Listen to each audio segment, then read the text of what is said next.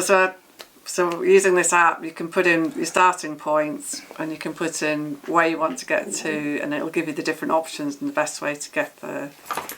But because we didn't really know the system and hadn't got our bearings yet, it was a little bit confusing, and then it was even more confusing. I think that really threw you, and the tram we got on at one point was going to our correct destination, but there was some change. There was an announcement in Dutch about this change, but obviously we don't speak Dutch. And then I could see that the tram stop listing had changed. So I asked there is a conductor on all the trams, which is fantastic. Yeah, you can pay, if you want to pay for your ticket for the tram, there is a conductor, there is a booth, you know, again, so helpful. Yeah. When they all speak English.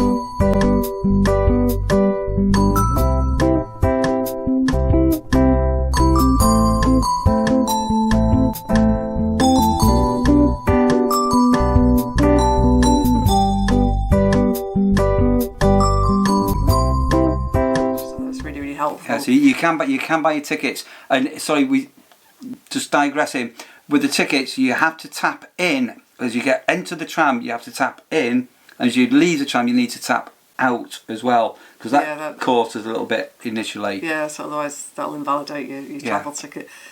Yeah, so we were going the right way, and then they said, no, we're not going there now. So we had to just get off, and then we got completely lost for a while. But so there is a whole video. I think it's called "Lost in Amsterdam." We ended up in a complete. I don't know where we were. We got home eventually. But the great thing. Sorry. Autofocus. Because we'd got the all-inclusive travel card. To some extent, I wasn't too bothered because you'll always find your way back, and the trams are running literally every 2 minutes, and they're up and down the lines. And they're on quite late and everything. Yeah, it's good service. Really. So we did end up going up a wrong tram line and things like that.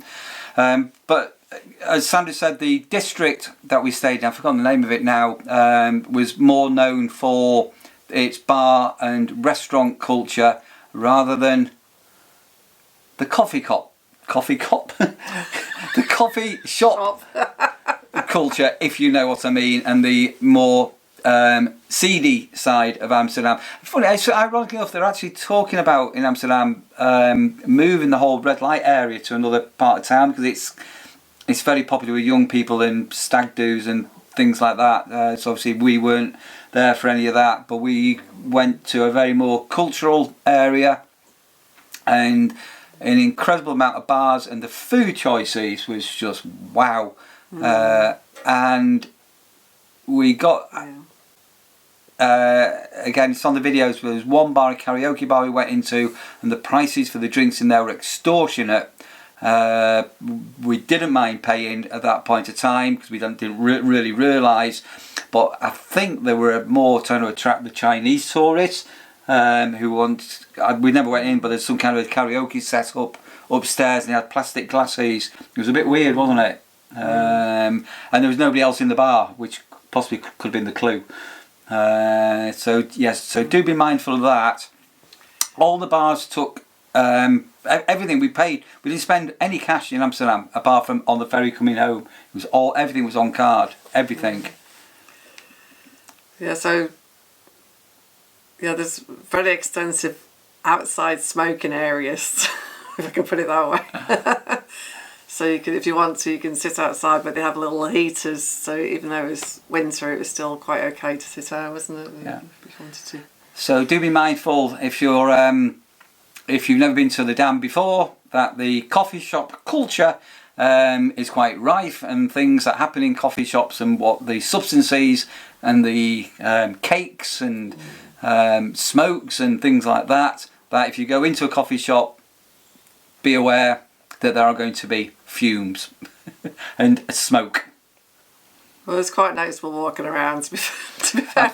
I think I did mention on the video, to be honest, that previously when I've been to the Dam, the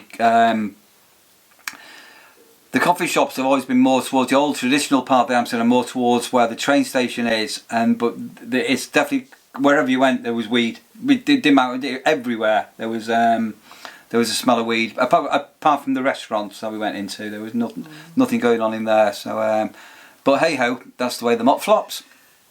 But no, it was really good. So we only went to one attraction. We went to the Heineken Museum, which was cannot recommend that place. It was brilliant, really, really, really good. We were intending to go to another museum. I won't say what it was because we might go to it again. But what actually ended up happening, because we went to the Heineken Museum and we'd had a couple of beers and we come out, we were hungry, we found a little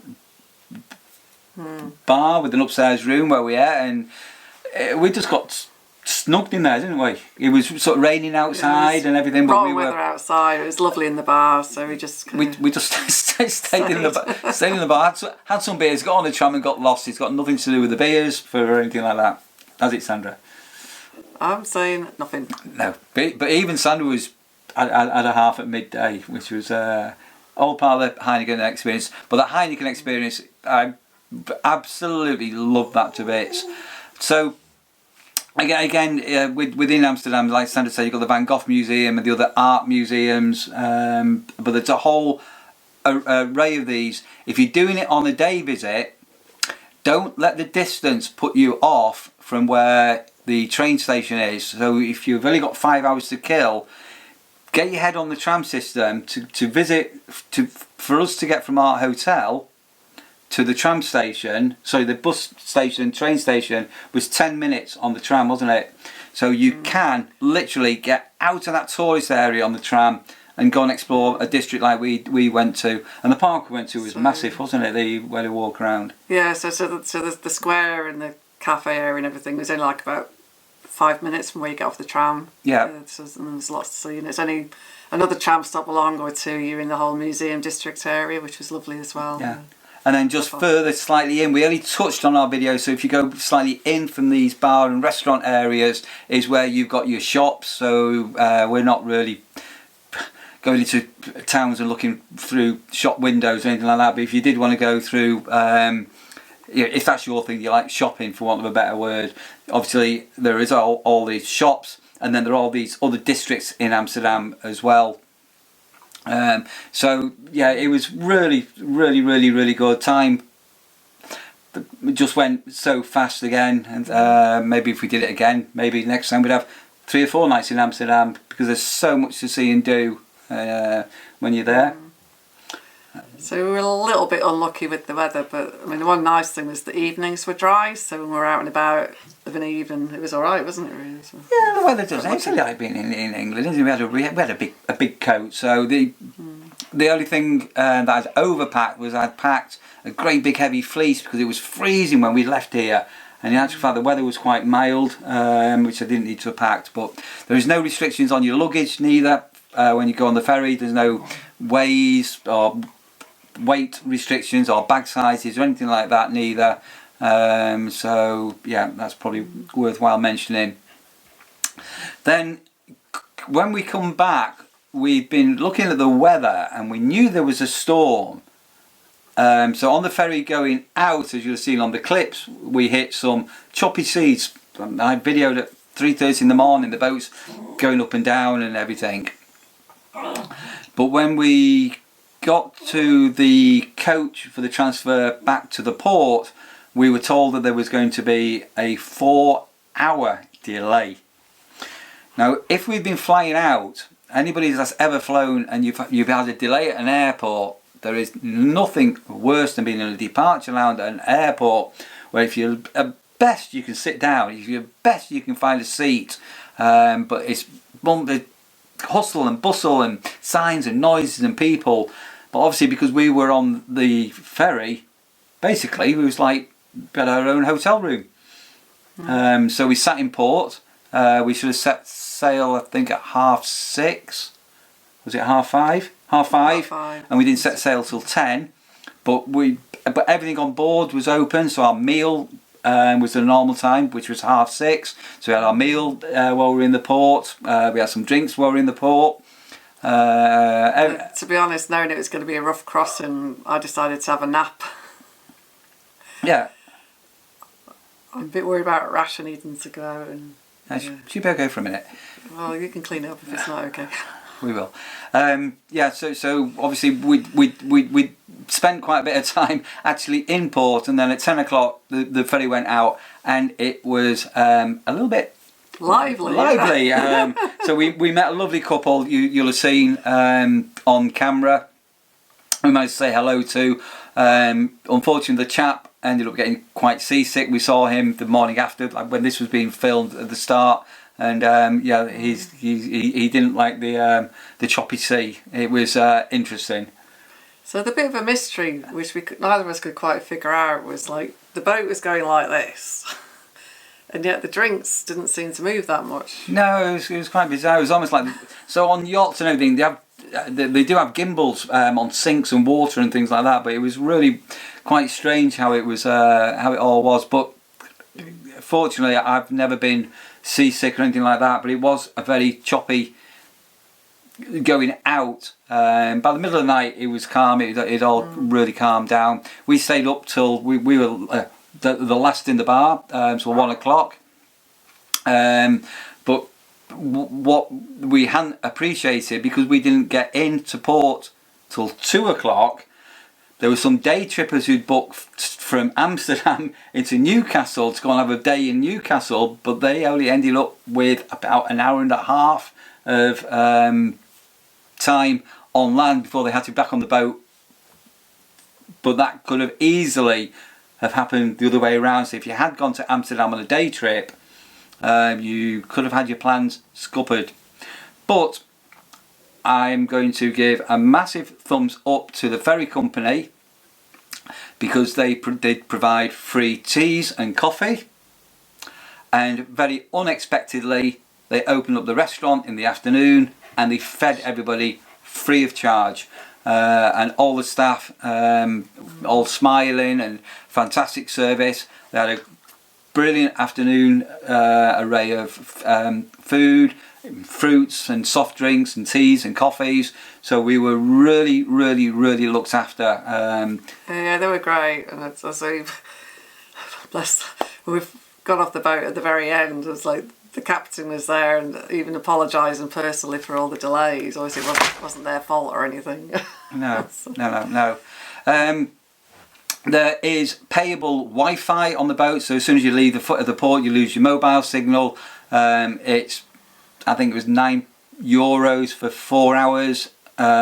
We didn't pay for any of that.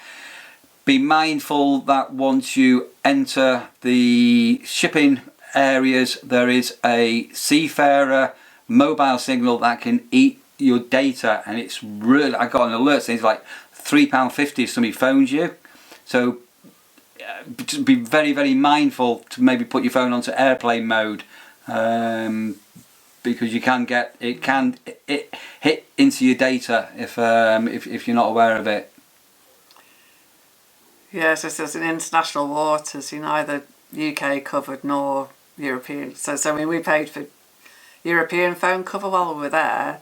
For us, when you're crossing, you're not covered. So you can get hit with roaming charges at international rates if you're not careful. So. Yeah, so Sandra said then, obviously we just paid, Sam on the 3 network, Sandra's on the Smarty network, and we paid, I think yours was £3 a day for Euro roaming once you were off the boat. So I am just going to go and let Rasha out. Just bear with me one moment. The dog is barking. So as I say, you can get Wi-Fi on the boat if you were just so whatever. But the other thing, sorry, I was going to mention is there is, as well as the alcoholic drinks, the coffee bar was open, I think, till 10 at night. I think the coffee bar closed quite early, but we didn't actually go into that. And also, as soon as you enter the boat, you're on boat time, which is Central European time, which obviously depending on where you are, but most of the year you're 1 hour in front. So even though you're in UK waters, as soon as you step foot on the boat, you enter boat time, which is Central European time. And I was a bit unsure. I didn't have a smartwatch last time I went over, and my phone and the smartwatch all synchronised itself and everything, so it was quite clever, so there wasn't any messing around with clocks. But just do bear in mind that the boat times is CET, so just be very mindful of that. So from the English side, it seems like a very, very early check-in, but it's not that early because it's an hour time difference. So, yeah. And then it was sort of a strange thing with this time of year, and as we're recording this now, sunset in the UK is about 4 o'clock. It's dark, or going very dark.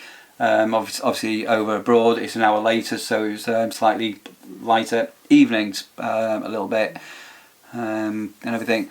Can I just mention the food again in general? Yeah, so yeah. The food, so like in an entire holiday, both on the boat and places that we ate in Amsterdam, everything that we had was just absolutely superb. Really great flavours, really great choice of food, just really made the holiday even more special. I think it literally didn't have a bad. Well, in fact, even the Newcastle meal, like they were all really lovely meals everywhere that we went, weren't they? Yeah. So on our way back, because I'm always mindful, never be late. We were back in Amsterdam. We had an hour and a half to kill. So we're walking around. We just seen a video with the case, but we stopped off at a burrito, like a Mexican bar, more of a fast food place, and that was even good. That was yeah. So, I mean, we have eaten such an array of food from around the world, but we're not Brits abroad. Oh, let bacon and eggs, please, and let's have a kebab and pizza and chips. We do like to have the experience of different foods when we're away. And we had a fantastic Japanese meal, wasn't it? That was really nice. And then the food on the ferry, there's continental foods on there. There's you've seen the video. There's so much on. I mean, incredible array of food, but fantastic. I mean, from the ferry, like even I brought an orange because I didn't know how long it'd be before we got back. So I brought an orange from the breakfast area and had it in the car on the way back, and even that was really fresh and tasty. Everything was perfect. So. Yeah. Another nice little thing from the hotel as we left.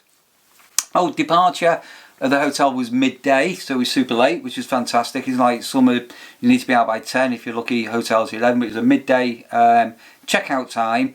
And then when we checked out, we were given a bottle of water and a cookie sort of thing, because they knew we had a bit of a journey to get from the hotel back to the station and then back on the transfer. And again, if you're not familiar, and you do this on a day trip, the coach station, the train station, has got its own shops and eating places. So if you're very nervous about time and things like that, you can occupy yourself in that immediate area. And then, as I say, when you walk into the dam, you're going to go into the tourist area, which is just all the souvenir shops and the bit of smut and smoke and things what people associate Amsterdam with. But Amsterdam is much more than just the coffee shops. I think I've mentioned that a few times. It was it wasn't there. Although I did hear one comment, and the bar we went to where you lost your umbrella, there was a contractor. We sat outside, and he lights up a big spliff, and then he was saying to the bar owner about doing some work, and the bar owner said, "Well, I'll just pay you in hash." I don't know if you heard that or not. So yeah, like you do, but I was being absolutely stupid of me as well when we were sat outside. Yes, it's really unusual to have the bars. They've got ashtrays on the bars outside, and with me being a bit blonde, not realising what the ashtrays were for, and it all clicked into place. So we hope you've enjoyed the vlogs. So we try to mix up the videos we've done, showing the nightlife and the daylight, some of the bars we went to, the eating, the ferry crossings. We tried to take you and immerse you on our little journey as we took a little city break to Amsterdam. Yeah, it was just really nice to have a proper, both of us not working, just completely just relaxed for a few days. It's been good. Yeah. So again, we had a bit of fun going up because we spent, so from where we live, it's about a 4-hour drive. And so we decided we'd go up and then we'd spend the night just outside Newcastle. And obviously, well, you've seen the video. We went up in a storm and snow, and so I went laughing because I messaged my daughter Hannah and said that we had a snowball fight on the way up. And she was like, a snowball fight? literally, but typical of what we like to do is to say we'll stop off and we will just do quirky hotels and accommodation. We've stayed at some unusual places. Again, the Neil Taylor channel, if you find that, you will find us in Amsterdam on another trip we've done, and other places we've stayed at over the years.